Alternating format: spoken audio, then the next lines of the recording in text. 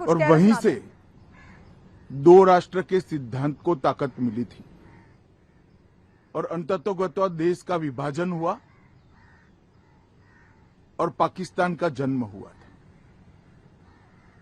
आज जब वो ऐतिहासिक गलती को वंदे मातरम के गीत के प्रागट्य के 150वें साल में नरेंद्र मोदी सरकार ने सुधारकर बंकिम बाबू की ये अमर कृति को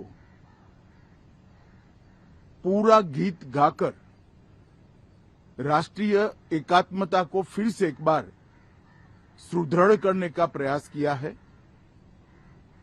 और सभी सरकारी फंक्शंस में इसको पूर्ण रूपेण गाने का जो निर्णय किया है वो निर्णय को कानूनी जामा भी पहनाया है।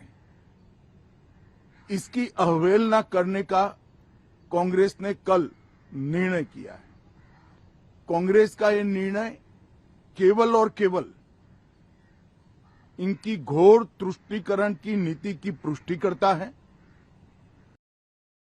वोट बैंक के तुष्टीकरण के लिए उन्होंने स्वर्गीय बंकिम बाबू के इस अमर कृति का न केवल अपमान किया है, वो लाखों शहीदों का भी अपमान किया है जो वंदे मातरम का नारा लगाते लगाते देश की आजादी के लिए फांसी पर चढ़ गए, जिन्होंने कई साल जेल में काटे। आज कांग्रेस पार्टी 1937 का अपनी पार्टी का रिजोल्यूशन मान रही है और पार्लियामेंट के एक्ट को नकार रही है। मुझे तो बड़ा आश्चर्य है, श्री राहुल गांधी की नेतृत्व में कांग्रेस पार्टी फिर एक बार इस देश में तुष्टीकरण की राजनीति को पुरजोश तरीके से आगे बढ़ा रही है।